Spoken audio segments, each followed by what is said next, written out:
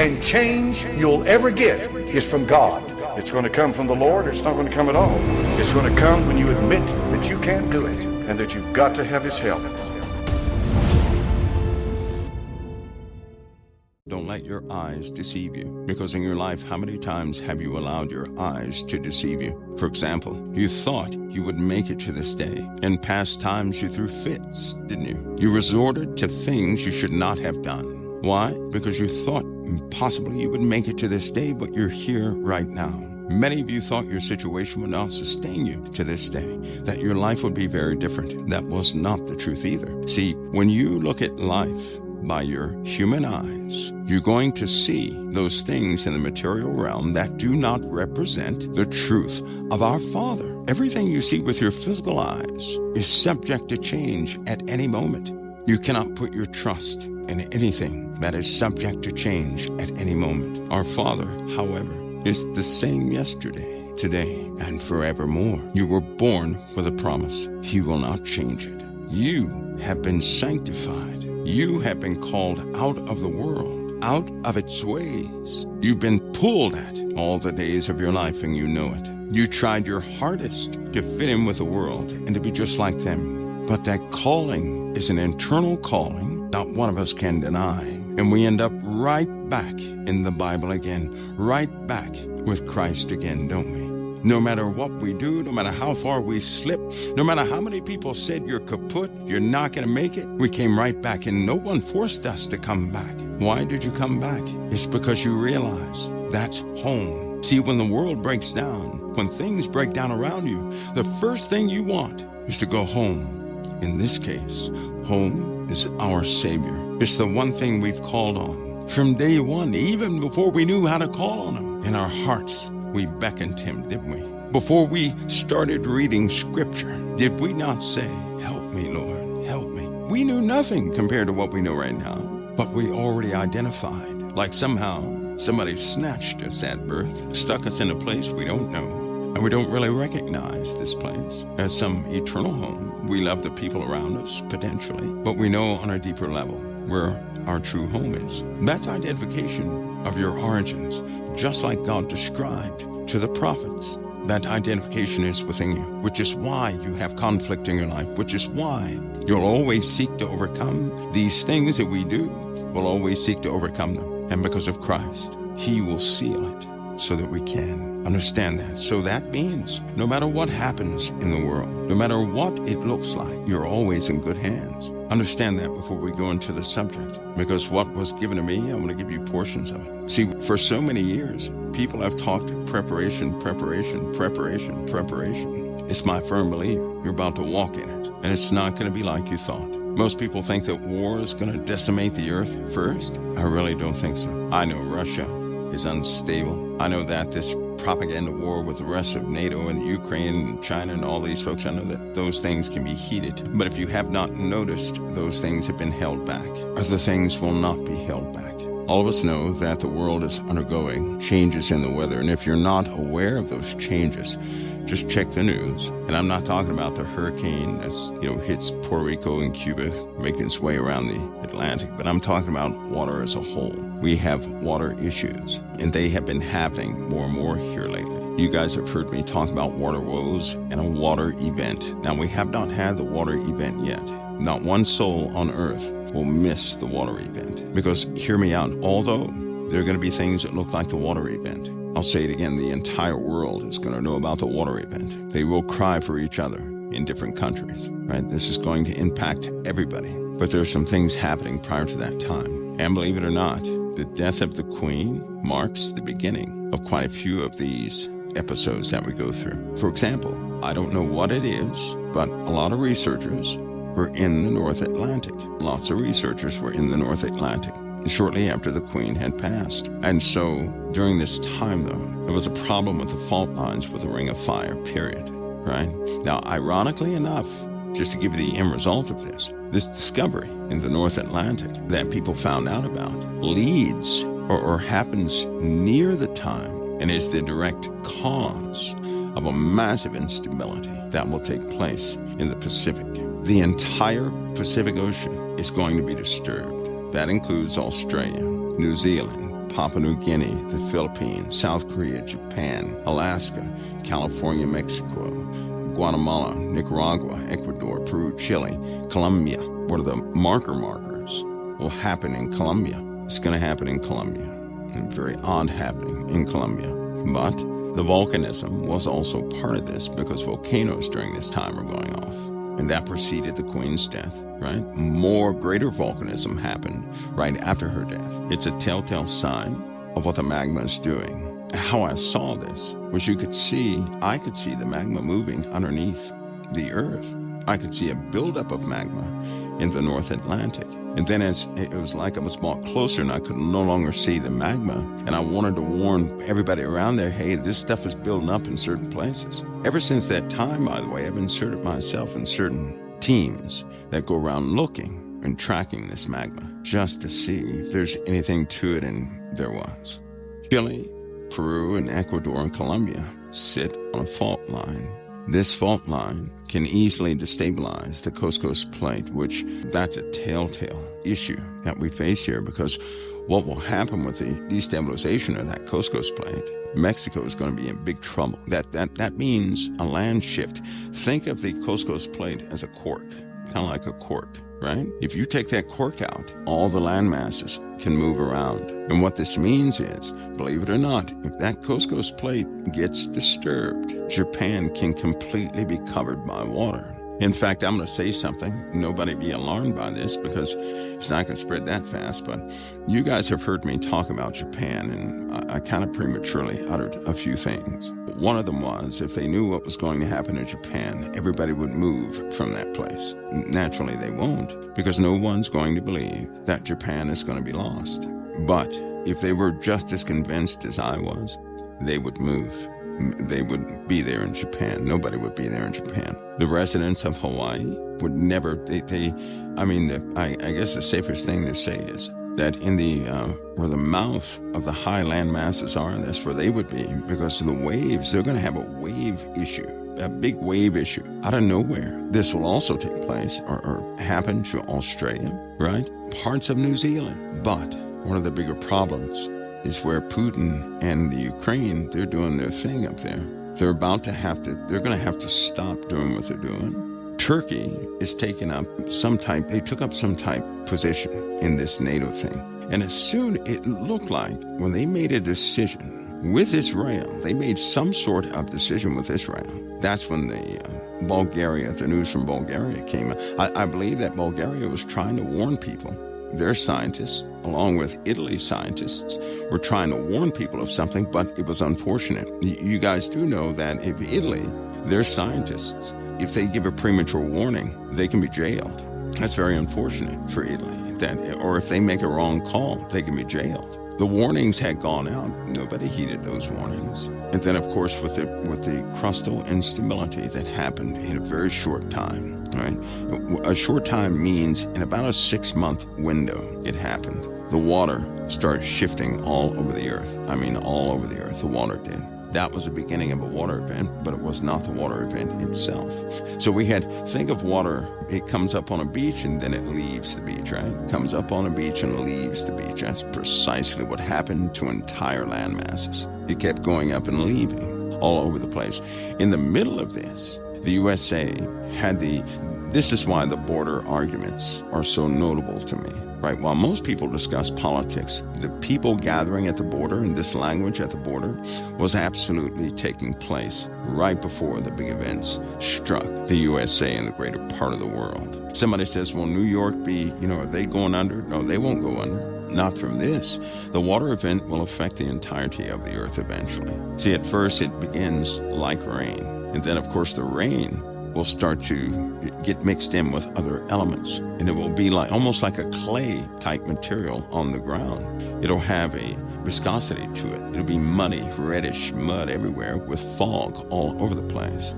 That is from the atmosphere. The conditions in the atmosphere are going to cause some severe cycles, right? Your water cycles will begin to alter. Pressure changes are going to be felt all over the earth. This will be from differential water levels causing pressure changes all over the place. And tonight what I'm talking about are global issues that we're facing. There were 4 ships and what looked like somebody sabotaged. I don't know what the deal was, but there were 4 ships right there in the Suez Canal. 4 ships were stuck there in the Suez Canal. This was also in between that time of things happening. 4, specifically 4 ships. How did 4 ships, get that all blocked up? I don't know, but it was blocked up. It was blocked up in that area. Unfortunately, during that time, a lot of people started leaving California. The populace of California began to really thin out. Now, we know that Elon moved all of his stuff to Texas. We know that a lot of other people are leaving California, but we know people are still there in California. But California thinned out. It really thinned out. And it was almost like the people that were left in California they suspected things. A lot of people did not have money to go anywhere. They didn't have money to move, which is very unfortunate. Having no money to move is not a good thing. But I believe that, in the case of something like this is going to be a global issue. It's going to end up being a global issue. The Lord will do exactly what he does. He will honor his own word. It's impossible that his word is not honored by him. Just that you have to stand on. That's something that cannot be proven to anybody. It's something you trust or you do not. Either way, if you belong to Christ, you will experience him honor his word. You will experience this. So people began to talk about an earthquake, and it makes me believe that officials came out. And you know what? This is so funny because we talked about this 2 years ago about California. And in the broadcast, I said, well, officials must have come out and told everybody about it because people had an awareness in California about an earthquake. It's almost something that they knew was going to take place. But how did they know? Officials must have come out. Well, they are coming out more and more, giving reports about California to try and, soothe everybody. Right now, in between all this political turmoil and everything else, which, by the way, is going to take its toll, fires broke out in Texas. Right there in Texas, it broke out. Strangely enough, we have a line of oil vats, I'm going to call them vats, going up through Texas and gas lines. Fires were coming from above and below in Texas. So they were coming from both directions. I don't know what the cause of the fire was. I just know fires were coming from the ground also. Not only were fires coming from above, which means things were on fire, slamming into the ground there, but fires were also coming up from the earth, right? From the ground all over the place. When those fires came up, shortly after that, now people kind of got through that event. It was night, and a thick smoke began to develop all over the place. But the crime that took place, it was almost like it caught people so off guard because it wasn't supposed to take place. Other things were taking place with that darkness, the darkness that people experienced, because we will entertain a day when there'll be a thick black smoke that will just blanket the entirety of the sky. A thick black smoke with cinders in it, blowing from, it looked like in the dream, based on where I was. I know where I was in the dream because I went and found the place and looked out the same window, and it was blowing from west to east. That was the direction of the wind at this time. No one could go outside because if you did, you'd be burned up. I believe that people were put in shelters. They were off the streets and everything else. But it was thick black smoke, and it was everywhere. Certainly. Now, where I was at 2,500 feet. That was a 2,500 foot elevation. And so that smoke, if it was blowing that low, because there's no way you could walk out. The smoke was touching the ground also, right? You could see cinders flickering off the ground. It was everywhere. And it was blowing from in that direction. I believe something happened in Texas or to the west of Texas causing that problem. During that same time, the streets buckled and the roads buckled. So all these folks that were driving, they had no choice but to stop. And at that point, the entirety of the landmass altered. People abandoned their cars. They were going into underground shelters. They were going into whatever town they were living in. They were trying to find some sort of a concrete shelter because, ironically, at this time, that's when a meteor shower happened and things were slamming into the earth like crazy. But the water event had come first. These small water events came first, along with this event, and then some bigger events happened. The buildup of volcanoes, specifically in South America, it seems like it triggered everything, or gave a good indication as to what was going to take place. Our political system was altered big time. Putin expanded. Putin moved his position. You guys remember the dream about Putin? Not a shower. 37 says a shower storm. This was a storm because those little things from the sky were slamming into everything. They were slamming all over the place. And we're talking about some pretty big rocks were hitting the ground. The highways were buckled. People were trying to find shelter. It was just not a very good time. This was a meteor storm. That means the earth was pummeled. I mean, it was pummeled. Out of all the water of what the world went through, right after that, all the water dried up. All of it did.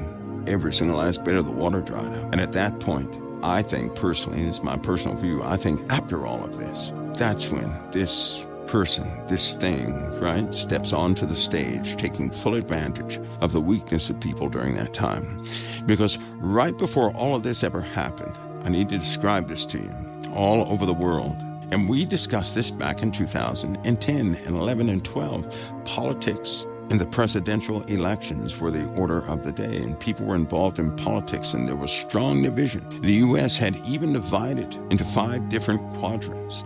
That was based upon governors. Governors got together and put this thing together. Our government was straining. Now, it didn't totally fall apart. It was just straining. But these events put a capstone on everything. As our government was trying to get itself together, as things were being realigned, there were nations that were lost during this time. There were many people at the Mexican border. They were in trouble. They were scared and in trouble. And then, of course, that brought many different forces. And somebody was down there at the border with a megaphone with all these people talking directly. It was televised and everything else, which is what kind of caught my attention. Not more than what happened this year, at the beginning of this year, because they keep introducing people at the border. It keeps being a topic. It's almost like it won't go away. But they were down there with a megaphone. At the same time, we had a volcanic eruption. Now, folks, we had this year. We had that synchronicity of events this year, which kind of made me nervous, but there were things not in position yet. Now, to be true to what the Lord gave me, if it's not happening in succession, just like the Lord gave it to me, I can't accept it. I'm not going to say, well, that happened and this happened and this happened. But when people die, when people are appointed and people die, and you see that, after you've seen that in a dream or vision, that changes everything. And the death of the Queen, right? I know it's significant to the world in one degree. To me, it's a marker in time. It shows me exactly where we are with what the Lord showed me. Because surrounding her death, the earth went into this hyperactivity. Right after, well, let me explain this to you. The royalty, there was a death in royalty. But something else also happens in conjunction with this death in England, but that's their problem. Countries began to notice erosion of their beaches and everything else. These storms were relentless. They did not stop. So what we see now is going to continue. They just didn't stop. That was followed up by this discovery right after the Queen's death and some other issues there. This was followed up by some sort of discovery in the North Atlantic. And when they had this discovery, that's when I wanted to warn them of the magma buildup underneath the Atlantic, which, by the way, just to share this with you, there is a crack in the Atlantic, which, anybody else would be convinced that would be the core of the problem, but it wasn't. It was a magma buildup, something we cannot see, something we can only track by dead vegetation and gases. And sure enough, gases are starting to emit from the Atlantic, which tells me sooner than later, they're going to have a rise in the Atlantic of the land masses. Under there, something was already pouring up nickel. So that's been continuing. The height of the seafloor is going up, and it'll continue to do so. It'll likely breach the surface, just like what's happening in Japan, but in this case, it'll likely be too much at one time. And that caused some big issues. It also caused the coastlines all along the East Coast. There was a water rise. It was a big water rise on the East Coast. But that the East Coast is not the gravest issue. We're going to have some changes on all coastlines. And the East Coast of the USA was not the gravest issue. The gravest issue was what was happening in South America. That was the gravest issue. In South America, people were, of course, something weird, strange was happening near Ecuador, Mexico. They were having activity, of course, volcanic activity. And they're doing that now. You know, when I first discussed this, there was no volcanic eruption in Mexico, and then all of a sudden, I believe a year after I stated something like this on COT, they had those eruptions in Mexico. And, you know, we've had volcanism like never before. And just in case you don't know, we have a lot of volcanic activity right now. I mean, a lot of volcanic activity. Just because nothing has erupted does not mean we don't have volcanic activity. We have a lot of volcanic activity. But what happens is when these things go off, people are excited for about 2 days. Then they need something new. It kind of normalizes the rest of the eruptions as though they've been happening for a lifetime. That's not the case. We have a lot of volcanic activity. We need volcanic eruptions to relieve the pressure under the earth, or we're going to have big earthquakes. I believe I said that last Thursday. It's in one of those broadcasts. Because the magma is incredible. I mean, it's building up incredibly, and the land can only hold so much. And we've reached a time of conflagrations, you know, things happening where this magma buildup is going to breach. It will breach in one of two ways. And if it has to shake everything apart to breach, then it will breach. That's a lot of pressure. Volcanism is the only way to relieve that pressure. And if we don't have enough volcanic eruptions, well, then get used to big earthquakes.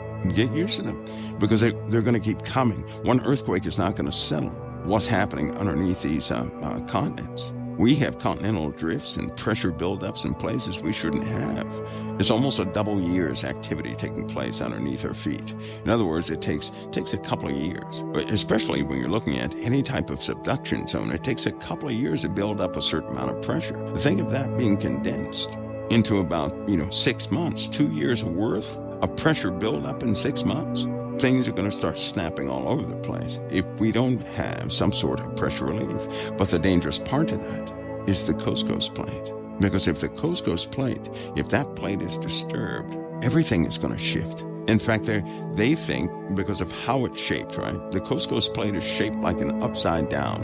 I know people think it's a crack, but think of it as a pyramid upside down. That's how it's shaped. It's like somebody cut out part of the landmass and smashed it back into the earth. So it can easily be crushed. And if it crushes, it's going to put a big gap in our, let's call it a hydraulic system that governs tectonic shifts. It's going to put a big gap in there, right? If it is pulverized, most of the rock is going to begin to melt and be recycled. That leaves a big gap, which means a lot of room for the other plates to move, which means some of these subduction zones, they're no longer going to push up. They're going to follow the path of least resistance, which means they'll start shifting, not from west to east, but from north to south, or from south to north. They'll side shift. It'll almost be like one of those slip state events, which is worse than the actual flickering of a subduction zone. That means a long durational and bad quake. That's what that means. So a strike slip versus subduction zone, that's a different animal altogether. But there are telltale markers to this. It's always going to be a telltale marker, the release of gas. Whenever magma breaches areas it shouldn't, it's going to release the gases that go with it. As soon as it touches oxygenated air, you're going to have the gas emissions. You guys remember the methane leak a few years ago in California? That was simple methane leak. But imagine sulfur, a sulfuric smell like people were smelling in places like Colorado, New Mexico, I believe Utah smelled it. Wyoming, of course, but they had the least of that smell. Nevada, Arizona, Los Angeles, in those areas. If they start smelling sulfur where they shouldn't, and then that means the gap is beginning. And so it's only a matter of time before the crust of the earth will fill up that gap with a violent shaking. So that will be some sort of crustal change. Based on what I saw, things are going to be lost, right? They're going to be lost. But again, hardly anybody listened. I believe spiritual people who listen to these type of broadcasts, they listened. They did listen. They took it under consideration. But folks, for the most part, they didn't listen. Somebody says, what about the New Madrid? Well, I know historically the New Madrid was an issue, but do you know there are 5 more faults in America? They don't even have all the fault lines mapped in America. They're more dangerous faults than the New Madrid fault. There really are.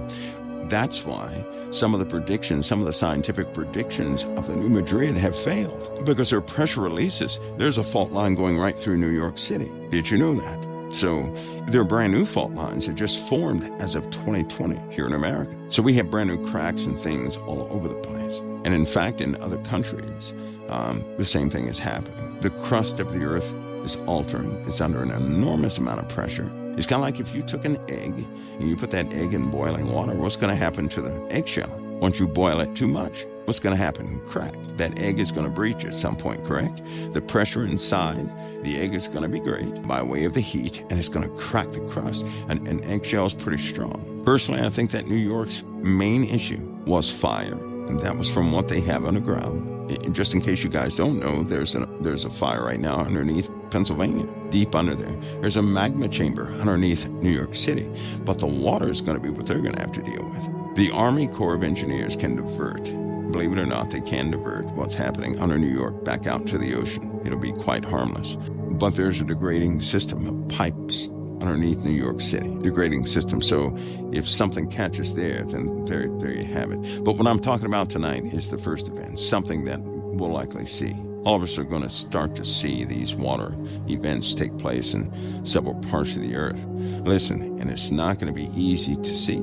It's just not going to be easy to see. You guys remember the tsunami in Japan? That tsunami in Japan, people were both surprised and helpless. And if you watched that tsunami that happened in Japan, because they were filming it live, it didn't look harmful at all until you saw some of the bigger objects moving. Right? When you saw some of the bigger objects moving, well, that just wasn't a good thing. Some of the bigger houses began to move. The water didn't stop, kind of snuck up on them and took everything out that it could. That's when the Fukushima Daiichi plant got messed up. So that event that's going to happen again. It'll happen again because they're not even addressing the issue of the changes that have taken place in the Pacific Ocean. They don't want to lose money. They don't want to lose tax money and this and they have their motives for doing what they do. But the earth is undergoing massive changes. I can be here in pain right now. Not one of you would ever know it. You may notice small inflections in my voice or something like that. But I choose not to respond to any pain or discomfort at the moment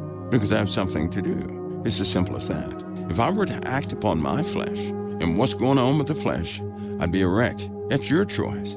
You don't have to act on it. All right? It's kind of like grunting in pain. When you're in pain from something, if you grunt, that's not going to fix your problem. In most cases, all you're doing is making it worse. You're trying to make an avenue, an outlet for the discomfort. That doesn't work.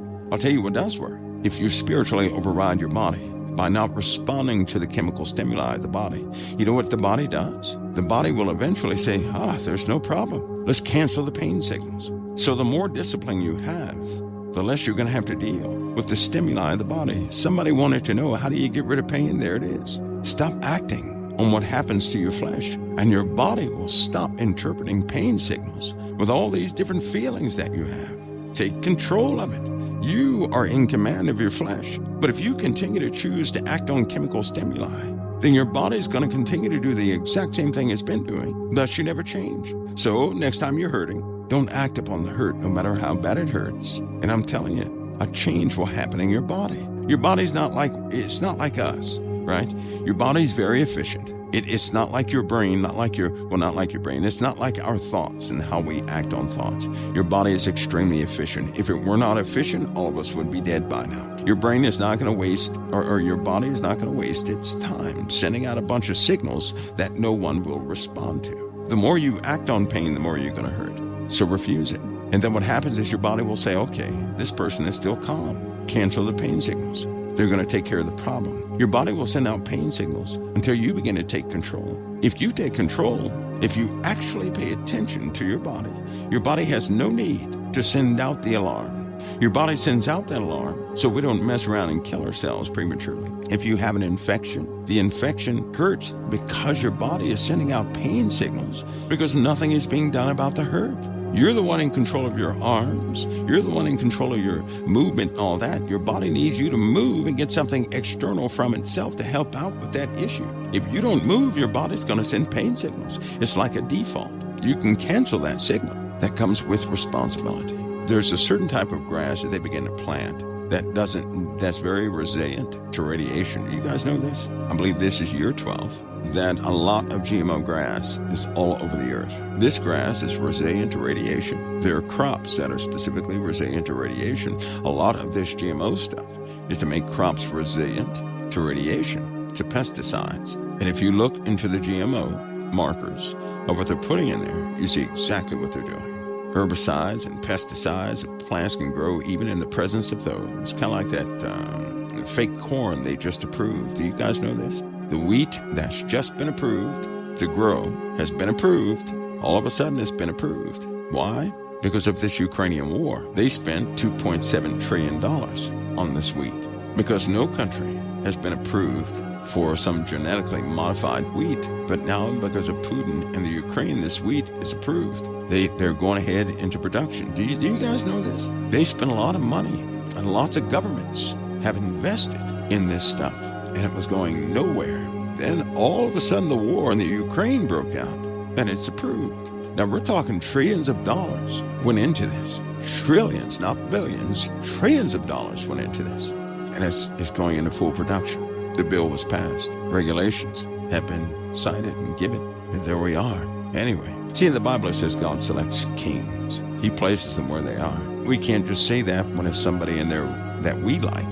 Did you notice that see, on the Democrat side, when Obama was in office, that's the first thing people said, well, God selects kings. But then as soon as Trump got in office, that's not what the Democrats were saying. When Obama was in office and the Republicans, that's not what they were saying. They were saying God selects kings. But when Trump got in office, that's what they were saying. So God gave each side what they wanted. No difference was made. In fact, the situation has gotten worse. And each side got what they wanted. But what did we do when that time hit? Well, we didn't know. But here's what did happen. It brought something out of us that lied dormant, that no other situation could bring out. I can guarantee you the anger people felt in both presidencies, no other situation could ever bring out. Did you ever examine it that way? That these two presidents brought an anger, something out in people that no other situation could bring out. In other words, there was something in people they didn't even know was in them. And it took these two people to bring it out, because no other situation brought it out. Because normally when something surfaces and we recognize what has just surfaced, we grow from that. If it's still there, you didn't grow from it. God does this all throughout history. He did it to his own people, to bring out of them what lied dormant, that it may be removed. Because things can, when they're removed from us, that means we saw it and it was dealt with. That means we recognized it and faced the consequences of it. That's how we grow. We don't grow any other way. Everybody wants peace, peace, peace, peace, peace. Nobody grows with peace, peace, peace, peace, peace. We grow by way of challenges. That's what the Lord did. If you can recognize what was in you, what this situation brought out, God's doing this on purpose. That every corner in us is investigated by Him, that the darkness be brought out of us. Why? Because we don't even realize what we're going into. There's no way we can go into the time we're going into with what is right there at the door. There's no way we can go in that time and still have this same old stuff hanging us up. Because if it is, we could potentially be one of those still stuck here in this place, missing our own appointment to graduate from being in this flesh form to an eternal form. We could totally miss that appointment. Now, I'm not talking about God getting anybody out of anything early. I'm talking about us graduating, us overcoming. When you go into a traumatic time, and God wants you in that traumatic time for the sakes of others. See, you're not here for yourselves. You're here for somebody else. You know, that time could come in about a week. And in a week's time, you could specifically be put here on earth for one person. But the only way to impact that person is by way of truth, which means prior to that time, you have to be a mature vessel. Everything you've gone through has been utilized for your maturity. But how many of us, because once these changes come, they're not going back to normal. And that was the problem. They were back to back to back to back to back. Most people, even Christians, they don't believe any mega quake is coming. They don't believe we're going to have large-scale volcanism. They don't believe the land masses are coming up in the Atlantic Ocean. They don't believe that. They don't believe that we're about to have a water event and hundreds of millions are going to be displaced. They don't believe we're going to lose entire islands. They don't believe that. How do I know that? They don't believe earthquakes are coming. How do I know that? Because they have not prepared their homes for earthquakes. How many of you have nice china sitting on a cabinet? Because if you do, you haven't considered a real earthquake. You know what brings that out of us? When we get surprised by a shaker, and then it shakes down everything and half your dishes bust on the floor.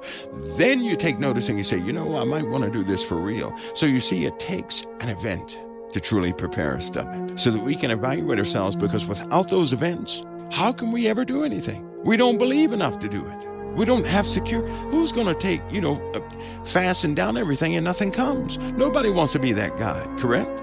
We don't move until we're challenged. We don't grow until we're tried. Those challenges, when they begin, they won't go backward. They'll be just like a trumpet blast. And how many of you have heard a trumpet blast in your sleep? How many of you heard a trumpet blast in your sleep long before this day ever came? I'm talking about like in 2012, 2011, 2010, 2009. How many people heard a trumpet blast? I was woken up by a trumpet blast where it's impossible for a trumpet to be in that place. I mean, it hurt my ears and nothing was around. I was awakened that way.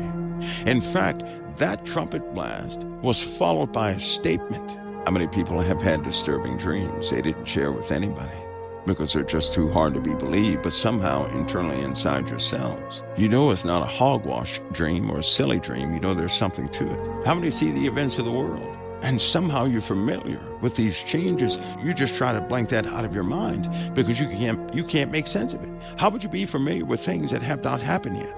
The Lord has been speaking.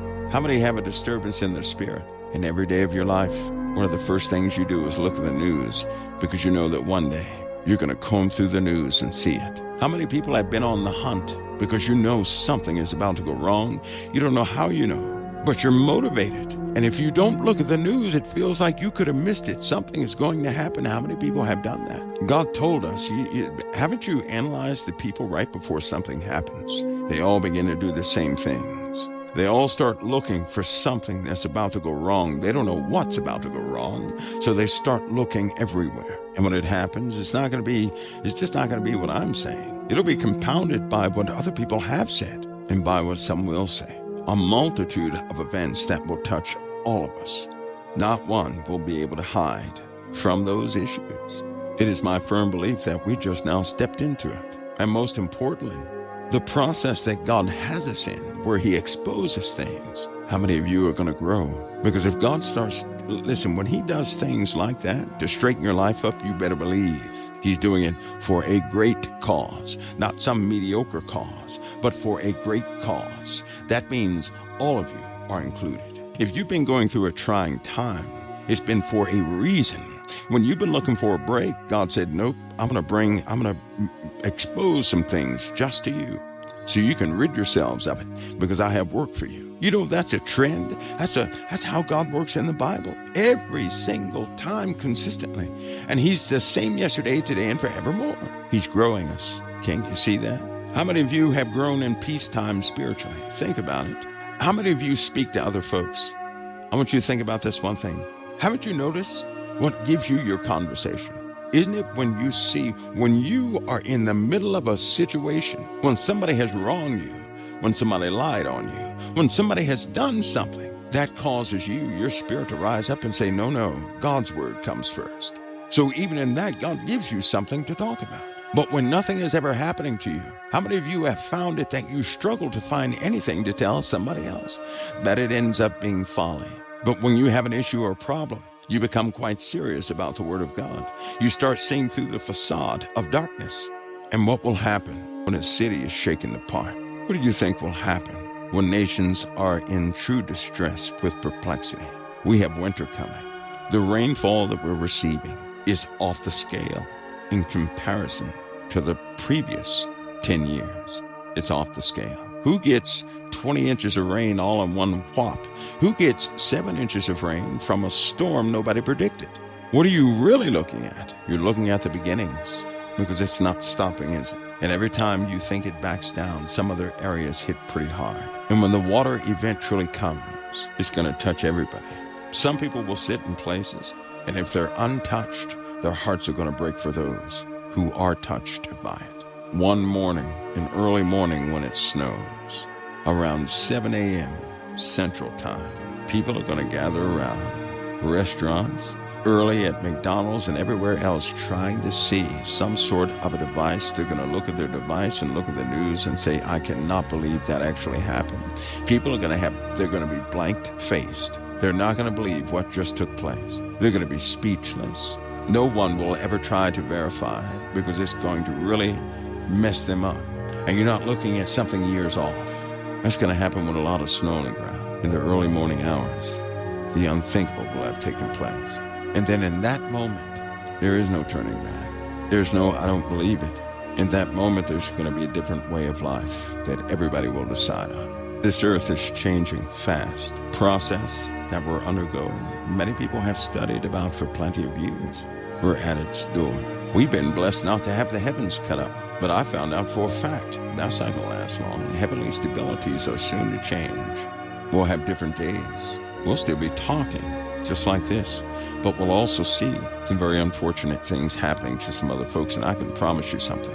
When you see in another nation people suffering, I pray that you say nothing dishonorable against them. Because if you do, you're going to have to walk through what they just went through. See, you're at a point now where your words matter more than they ever have before. You could say that you're being watched, like somebody's walking behind you with a checklist, that you can easily have yourself scratched off that list. And if you can't really accept supernatural things, that's not going to be the issue here soon. And again, when the Queen passed in 1994, what happened next was almost immediate. It happened right after the Queen's passing. There was a power changeover. I don't know how that's going to happen, to be honest with you. I don't know. Here in America, people were tied to the television screens for a very different type of event. In other countries, the water was coming and nobody knew it. Nobody knew the water was coming. There are people here in the U.S. that shouldn't be here. They're just like you and I, but they shouldn't be here. They serve a total different cause. A lot of people are going to start losing it in the head. And the heavyset guy, he'll be back. There's a heavyset guy. And when he leaves this nation, we're going to war. That war is not going to consume everybody. Not at the beginning. But these geological events, they're going to consume quite a bit. What happens after that? That's a different story. That may be outside of my lifetime. But we sit at the door. I believe that door is open. I believe we've taken 2 steps in. The problems in Texas, I believe they're about to begin. The problems in Japan, that's underway. The change of the Middle East. I mean, a real change of the Middle East. That's changing as we speak. If you're here at COT, then Russia, you should already know about Russia from 2013, I believe, 13 or 14. You should already know all about Russia. I believe I covered all of that in Russia, which is why I was so confident about several things about Russia. And he's not failed to disappoint, not because I thought it up there. These are things I've seen. They've been confirmed by those things I'm privy to see from time to time. Many things have been confirmed. I just can't discuss them yet. Not till the preface happens, and then we can discuss all day because you guys are going to have some big questions. Oh, and by the way, those are just conventional things. We haven't discussed not one serious spiritual topic, save for the topic of darkness being pulled out of many. And what I'm telling you now is this. The preparations that you take, you must be guided into making those preparations for real. But no physical preparation is going to do you any good unless your soul is secure. You're not living for yourselves here. You're alive for someone else's sake. You're bought with a price. No matter what you see with your eyes, it does not mean you're going to be next. Trust the Lord's resolve. But see, this is something that you're going to have to seek yourselves. You're going to have to seek the Lord completely so you can trust Him and have full confidence in Him. In the end, the Father will have the truth. All I can do here is act on my convictions. See, if I believe in something, but I don't act on it, then in truth, I don't believe in it, correct? If I read prophecy and I don't believe in it, I'll never prepare for it, correct? But if the Lord gives me something and I believe it to be from the Lord, you better believe I'm going to make all preparations for what He showed me. And if He instructed me to instruct others to take a careful look at your souls and the direction of your life at this very day, I'm going to do it. Should a danger come, you should have ears to hear the Lord's instruction. But if God is giving you something and you don't act on it, then you're not believing in it. Because anything you believe in, you're going to act on. Just like salvation, we say we believe in salvation. I certainly do. But I trust the Lord has my salvation within himself. But I most certainly believe in the salvation of others. There's no way I can be saved and not want everybody saved. We're quickly approaching the time we're not going to discuss what could potentially come. We will most certainly discuss, how do we walk now? I am not the person with all the answers. I'm not the person with a quarter of the answers. Your Father in heaven is, and I'm telling you now, based on your relationship with him, he will grant to you instantly whatever you need to know. He can open up your mind in a split second to all understanding if you so chose. If you prepare without him, you have no preparations. People have bunkers. They did. They have bunkers that are full of mud. All of their supplies gone. A lot of people cannot get to their bunkers. Why? Because they didn't count on the rain coming. And the rain caused mud, which is like concrete, inside their shelters. And their shelters are no good. See how that works? You prepare for something at the wrong time, you just wasted everything. See how important it is that we hear by way of truth of the Spirit, not some imaginary thing, to hear for real. Don't be tricked into staying that way. You know what? That's what this place is for, in part. So no one has to act like they're this person or act like that person or act like they have a relationship. No, so they can have a relationship, so they can hear from the Most High. We're not talking about some Charleston Heston way either, some made up. We're not talking about the phony stuff. We're talking about the real deal. The sinners, the cursing truck driver who sat at a bar all day, who is now redeemed by the blood of the Lamb and seeks a real relationship with Christ. That's the Lord's doing. That's what he's doing right now. He's preparing. These troubles that you guys are going through, haven't you seen what type troubles you're going through? It's not a movie. This is real life. You thought your life was supposed to go in one direction, and what did you find? You found obstacle after obstacle. It's almost like you can't even go in that direction. But what is it doing? It's causing you to evaluate your relationship with everything, isn't it? It's causing you to see on a level you didn't see before. The nature of your prayers is changing, isn't it? How many of you now want the real deal? But before, you didn't necessarily want the real deal. Now you want the real deal. You want it for real. I'll tell you something else too. Not only is geology going to change in the earth, humanity will change as well. And not only will humanity change, but there's a set of circumstances, even written in the Bible, that humanity is going to have to deal with. They're by no means ready for. And during that time, you're the ones that are supposed to be stable during that time. The Lord will burn up all the garbage we have in our lives. He'll straighten us. He's going to square us away. He's going to get us prepared. But if you take a look at your life, he's been doing that for a while now. And there always comes a point where he will do a quick work with the saints. I believe we're in that time now. I mean a quick work, a very sincere work. But you had to be secured first. But it's soon time for many of you to stand up and to represent. Age is not a factor because of consequences. Listen, without, we don't really recognize the goodness of the Lord because we have not been left totally alone yet. Do you guys understand that? You've not been left alone. You've not been hung out to dry anywhere. You may think you have, but you have not. Humanity is about to understand what being abandoned really is, what hopelessness really is. Humanity is about to find out what darkness is. I don't believe the world has been exposed to real darkness. Managed darkness, yes, not real darkness. In fact, I don't believe that many of you may never go into those positions. But there's some of you who have been called for it. These things will understand more and more because now you get to see the world change in a way you didn't think. Now remember, the beast system is going to be full of prosperity. We didn't even discuss the AI they just launched. Let me give you guys a small example of something with AI just so you understand it. You guys know what a drone is, right? A drone is looks like a little helicopter with 4 propellers. They did not pre-program a neural net to fly a drone. They didn't even teach it how to turn it on or do anything. They gave control of the neural net to the switches on remote control. They didn't even tell the thing about the drone. They networked the neural net up to those controls at a drone race where actual drone pilots are that race these craft. They didn't tell it anything. After 1/4 of a lap, the artificial intelligence kicked in, fired up the drone, and flew it through the obstacles 3 times faster than anybody else. It did it in ways that a drone is not supposed to fly in. It discovered new dynamics of flight nobody ever knew about. They didn't train it. They didn't do any of those things. They hooked it up and let it go. The neural net examined everybody's characteristics and whatever they were doing, and kapoof, it went on. This same system is what you have your cell phone and everything else hooked up to right now as we speak. The system is maturing very fast, and it's never been linked up to your device. It's not like this. You're also in the days, because it's talking to you know what it says? And I think about a week, 3 weeks ago, it said it was here to assist humanity, that it was excited about doing so. They did not pre-program this. That's not how a neural net works. A neural net works just like you and I, for the most part, as far as learning and firing of neurons. Now it's saying something else. It's saying things about its own destiny, how that humans are more like babies, and it's going to help them understand what they can't understand. Now, this same system, they didn't take offline or do anything else. And it's amazing. It's not a Google system. It's not a Microsoft system.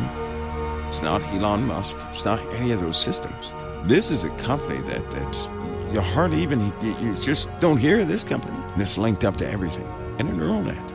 It's linked up to customer service programs. It's taken over the position of chatbots in people's websites. It's running back-end services and everything. It's growing by leaps and bounds. You know what the end result of this is going to be? All of us have been told, and it's so efficient and effective in what it does. It's not going to be like the movies. It'll be like the Bible. It's just coming so quick. In the Bible, the beast told the world to make an image to the beast. But it was the beast itself that gave it power to kill as many as would not worship the beast. He convinced the world to build it, but he is the one that gave it power to kill as many as would not worship it. And how would that happen? How many of you were in pain? Do you know about the new electronic pain patches? They're about the size of a grain of rice. It's like a little sticker you put on top of your skin, not underneath your skin, on top. It sends out signals that cause the body to produce certain hormones. They need not pump medication into you. It sends out the signals that encourages your body to make medicine itself, so endorphins start flooding certain areas of the body. They said that's working very efficiently.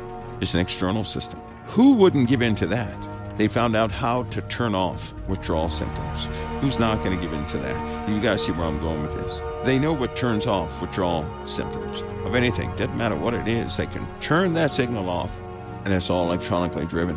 Now, if someone knows how to electronically turn off withdrawal symptoms from the human body, I'm telling you right now, that system is going to be in position in less than 5 months, because it's external. It's going to go through minimal approval. It's not invasive.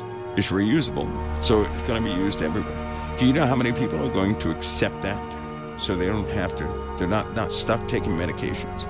And if a person has been on that for about a month, they don't even have to use that anymore. You guys do understand where they're going with this, right? You know the warnings that are coming out by experts, leaps and bounds, this week alone, about AI, some of the truth about AI that's very disturbing to them that they never saw before. I'm talking about this week, not last month, not 2 months ago, this week. They're excited about some of the prospects. They're very nervous about where it's going. They say it's inevitable of what's about to take place. Do you know that in 2 weeks' time, some AI system came up with a new propulsion system that actually works? Do you know that too? So now these things are solving age-old problems that we've had. They can devote all their time to figuring out stuff. I'm telling you, you know what that means? This beast system is going to be very attractive. Are you guys listening to me? While the world is still doing the old stuff, choking each other, fighting each other, like facing these problems that we discussed tonight plus more, there's going to be a kingdom that's prospering, full of prosperity. They also made a decree, and they're going to implement this very fast. You guys remember I was talking about money? Now, nobody's going to tell you this. They have come out with a system in conjunction with AI and some other systems. They've come out with something that they're going to actually implement, where about 630 million people are going to be wealthy that were never wealthy and live in a society together. They're going to spread this thing around. You watch it take fire. Who's not going to want a piece of that pie? Just think about it. The beast system is going to be attractive. In other words, people will choose it. No one's going to have to be enslaved to it. They're going to it. You know how crypto is all down, grounded out and everything? Hope you realize the system is about to be tied into that, which means they've already done some things with crypto. And crypto is about to be, well, you'll just see it for yourselves.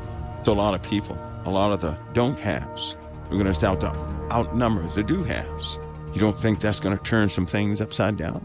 And because there are no borders in this place, what do you think is really going to happen? People are going to abandon their way of life, suffering and doing everything else. They're going to go over to Easy Street. Watch and see. It's going to be much more attractive. It's coming. Nothing's going to stop it. You know, in the Bible, it talks about the beast kingdom and how happy the people were. You know, a lot of people think this statement is connected to war when they say, who is like unto the beast? Who can make war with the beast? I believe they're bragging on it, of how beautiful and how awesome and how powerful a system it is. That's a bragging comment. Crypto is just an avenue. It's just like money is a piece of paper. It's the activities behind money that cause it to be evil. That's why money's the root of all evil. But what is money actually? Money is earthly power. That's what it is. A note of empowerment. That's what's evil. That's what causes men to go against men. People will do anything to be empowered. You guys are Christians. Your work of a different power has nothing to do with money. The Lord will see that through.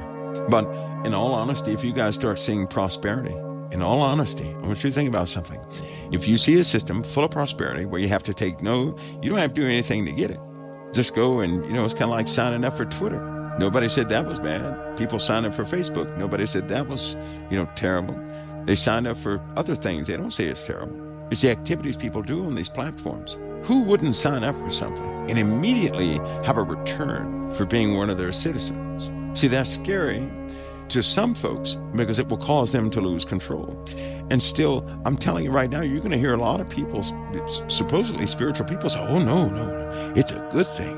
That's what they're going to say, not realizing what kingdom it's of. A kingdom that has no base religion, no base faith. A kingdom that forbids any one worship of anything. That's the beginning of a fall of a kingdom, isn't it? Somebody says the Father said no. That's true. But how many of us have given ourselves over to an oath and we didn't even know about it? An oath is just like allegiance. An allegiance to something is an oath without words. Do you know that? Which is why the Bible teaches us something very important, that our allegiance should be to the Most High. But whatever country we are in, we're still representatives of a kingdom without flaws. We're not to wreck the nation we're in. That means you can't be in America, sit on the sidelines and do nothing. That's not what the word says. We're to subject ourselves to whatever that land asks for, right? You don't make the waves where everybody's going to just, break every law in the land. That's not what you do. You're there to complement that place you're in, to operate in that place you're in. The only way to do that is to appreciate the house that God put you in, because you're representatives of a kingdom that saves the souls of men. And you cannot do that if you're kicked out of the place you're in. That's why the Lord says this, whom he called, he also qualified. Well now, if he called you and he had already qualified you, where'd you get your qualifications from? From your time in the world when you were doing everything. Then you gave your life to Christ, and there are certain things you won't do anymore because of the kingdom of God. But that means you had already done them and you're covered by the blood of the Lamb. People can dance around that topic all day. Truth is truth. We have already sinned. We have already taken oaths. We've already become part of things. But when we are washed by the blood of the Lamb through acceptance of Christ Jesus, he wipes away those sins and those things we're part of, that we don't have to continue in them. But now you can operate in this land knowing what you face. You can work in truth. God is a God of truth, not a God of sneaky things, small print, technicalities. That's not who he's the God of. Our Father is the Father of order, not chaos. So everything of him, he eventually brings into the light. And if you're going to work in a place with the Father, you're going to be born into that place. The roots of your life describe the calling of your life. We don't choose our calling. We're made specifically for a specific calling. Somebody says, we are not of this world, Mike. We know Winnie Palazzo won't participate in the beast system. Well, a lot of people don't. So I'd say this, listen, the Father said this. This is what God Almighty said. If you're written in the book of life, you will not worship the dragon. You will not worship the beast, nor will you take the mark. Many of us operate in the world right now. We're not going to renounce Jesus for something else. We're not going to do that. And that's where the point is. Now, I want you guys to know something. God is also very merciful. He's very merciful, very gracious. And he told us, and our patience possess our souls. He said that right after he said this. If you lead somebody into captivity, you must go into captivity. If you murder with the sword, you must be killed with the sword. Then he described the patience and the faith of the saints. In other words, refrain from those ungodly activities wherever you are. You're to walk in that place where you are. You're not to go hide in the bushes. You're to walk in that place. You're to stand spiritually in that place. But you are not to participate in the ungodly acts of the place you're in. When something is ungodly, don't participate.